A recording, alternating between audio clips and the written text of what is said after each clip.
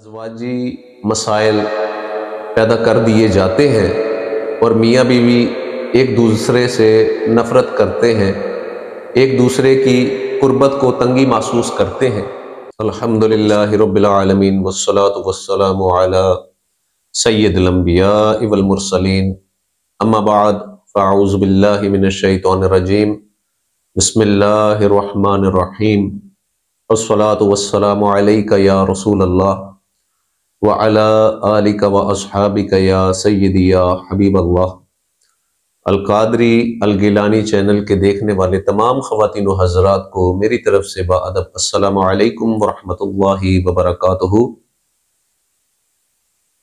آج میں جو ویڈیو آپ کے لیے لے کے حاضر ہوا ہوں، اس کے اندر میاں بیوی کے اندر روحانی طور پہ جو ازواجی مسائل پیدا کر دیے جاتے ہیں اور میاں بیوی ایک دوسرے سے نفرت کرتے ہیں، ایک دوسرے کی قربت کو تنگی محسوس کرتے ہیں، تو اس مسئلے کے حل کے لیے آج میں آپ کی خدمت میں حاضر ہوا ہوں، کیونکہ میاں بیوی کے ازواجی مسائل کی وجہ سے گھر کا ماحول برباد ہو جاتا ہے اور ایک عجیب دماغی کشمکش میں میاں بیوی مبتلا ہو جاتے ہیں۔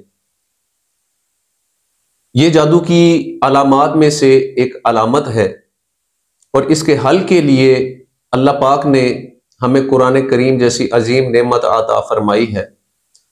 قرآن پاک کے اندر ایک سورت ہے جو کہ سورت یونس کہلاتی ہے، اس کی 2 آیات ہیں، آیت نمبر 81 اور آیت نمبر 82، یعنی 81 اور 82۔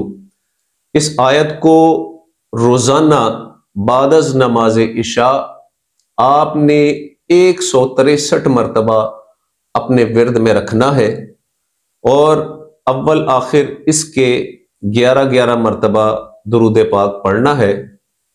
اس کے بعد آپ نے پڑھنے کے بعد پانی پر دم کر لینا ہے، اور وہ پانی میاں بیوی دونوں استعمال کریں گے اور گھر کے چاروں کونوں میں اس کے چھینٹے لگائیں گے۔ اس عمل کی مدت 7 دن سے لے کر 21 دن تک ہے، اور اس عمل کے دوران آپ کی ذات کے اوپر طرح طرح کی پریشانی آ سکتی ہے اور مزاج میں چڑچڑاپن بڑھ سکتا ہے، لیکن باقاعدگی کے ساتھ، استقامت کے ساتھ اس عمل کو کرنا ہے اور 21 دن تک اس عمل کو کرتے رہنا ہے۔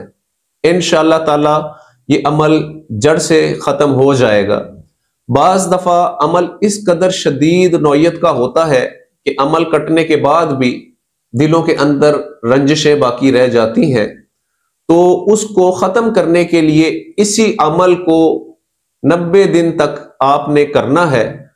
اس کا فائدہ یہ ہوگا کہ 90 دن مکمل ہونے کے بعد یہ عمل اپنے اثرات سمیت جڑ سے انشاءاللہ تعالی ختم ہو جائے گا۔